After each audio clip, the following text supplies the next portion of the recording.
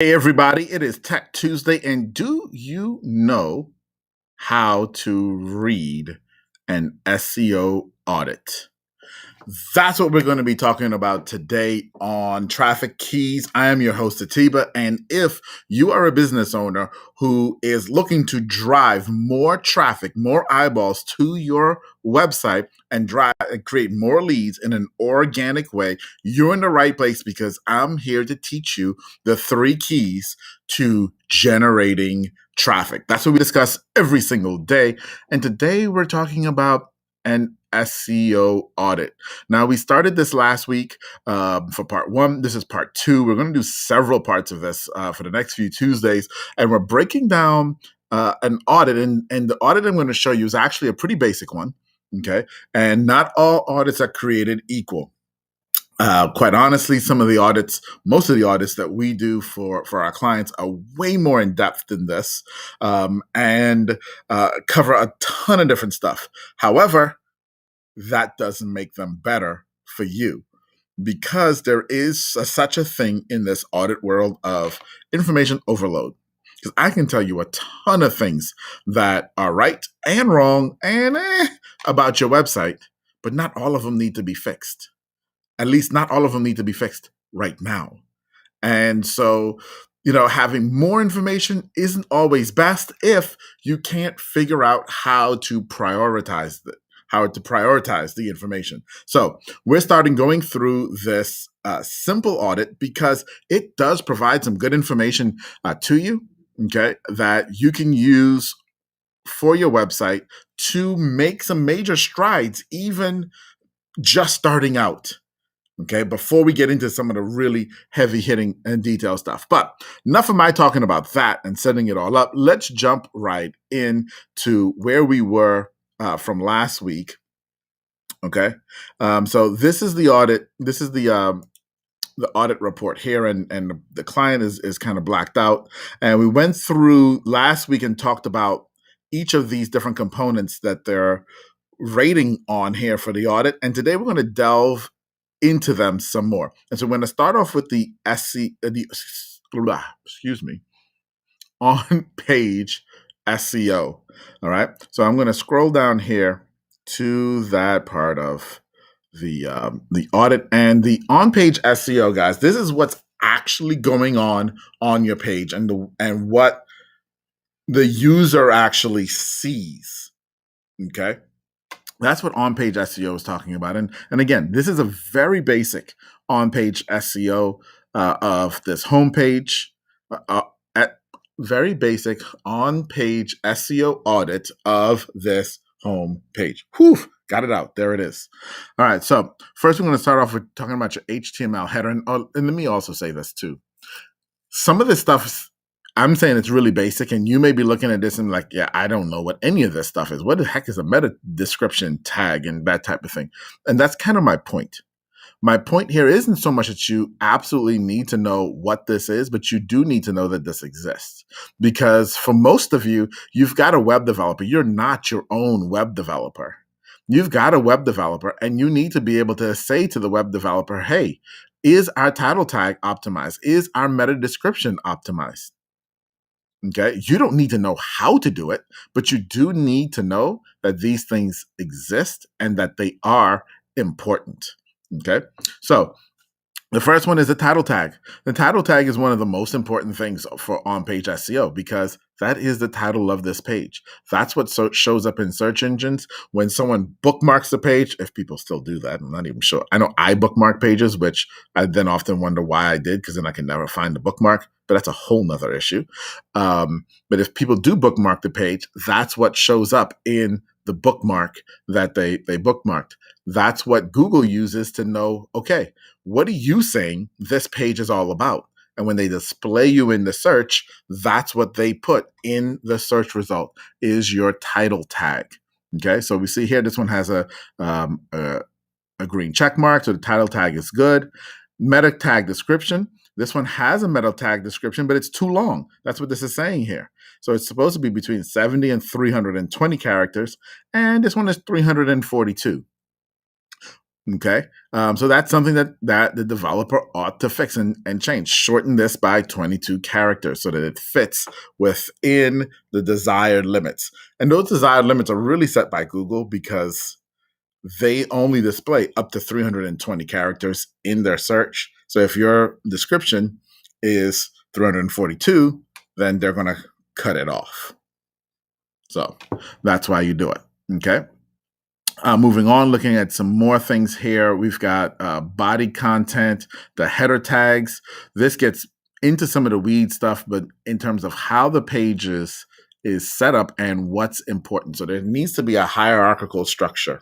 So much like when you look at a document and you do an outline for a document, say a Word document, that type of thing, and you pull up the outline menu for that Word document, then it will show you what's the hierarchical structure of, say, what's the title, and then the different bullet points, and it just kind of gives you a nice structure, right?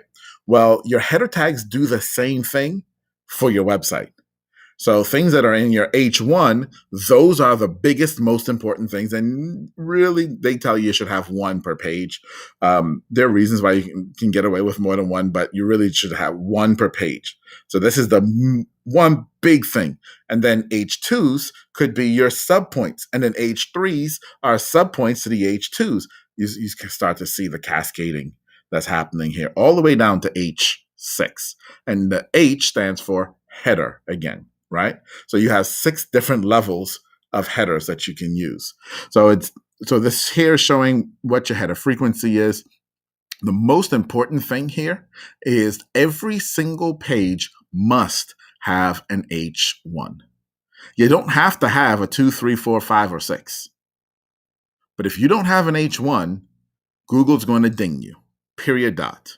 You must have an H1. Okay. Next is keyword consistency. And this is really what I wanted to jump into with you guys today, because we've talked about keywords a bit.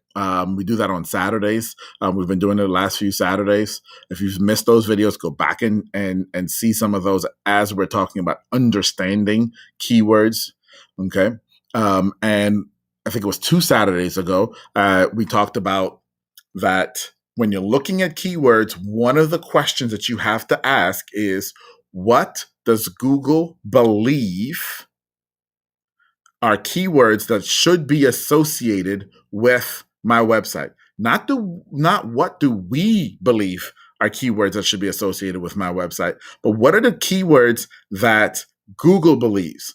And that's based on Google coming to our site, doing what is called crawling or reading the entire site and making determinations based on what they believe we're saying. Because sometimes what we think we're saying is not what we're actually saying to Google and to the search engines.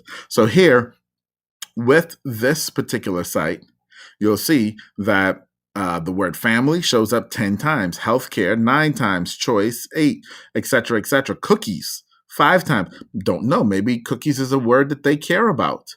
Don't know. And that's kind of the point of doing this audit here, because sometimes you see words that show up that you actually don't care about, that you don't want to rank for, that aren't actually relevant to who you are. And then they're not representative of who you are. And in that case, you've got to go back and fix your copy, figure out why that is, and fix your copy. So in this case, let's say cookies is not a term that they wanted to be associated with for whatever reason. Then this audit report tells you that, well, it's not in the title, it's not in the description, but it's in the headings tag. That's why they think it's important. There are headings that have the word cookies in it. Okay, well, let's go look at that. Which headings? Does it make sense? Do we need to change that? Those are the single word keywords. Now, we've talked about phrase keywords and long tail keywords. This report doesn't get into long tail. Like I said, this is a basic report, but it does start to talk about some of your phrase keywords. And so now we start to see, okay, family choice. And so some other keywords, let's get started. So, those are probably together. Let's get started. Maybe that's something that they do want to rank for, but probably not, because no one searches for let's get started. Might be important, but it doesn't mean people are searching for it. Here's the cookies word again, uses cookies. Okay, uses cookies. So now we get to see, and again, in the heading tag, that it says twice in the heading tags, uses cookies. Do we really want Google thinking that that's important to us? Are there other terms that we may want Google to think are important to us that aren't even on this list? Well, that's the purpose of doing this SEO audit, because it gives us this snapshot and we can start to see, okay, yeah, we're trending correct and we're headed towards the mark, or oh my, we're way off base and we may need to do some more work.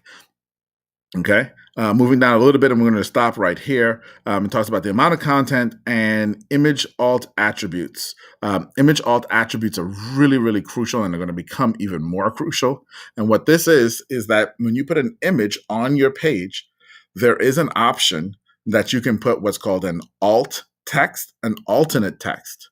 Okay, now I'm going to date myself a little bit, but I started building websites. My first website we built was in 1996. Yeah, 95, 96.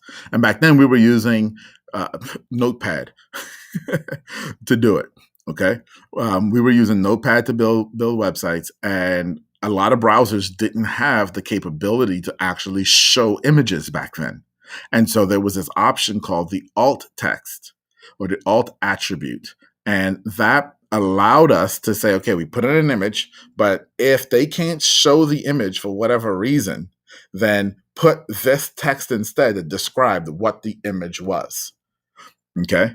Well, modern browsers got really great at being able to show images, and sometimes people ignore the alt attribute now, but Google has actually been saying for a couple of years that it's super important, because they use, so one, they can tell what's in your image, but they also use your alt attribute to verify and validate that what you say this image is about is what they believe the image is about.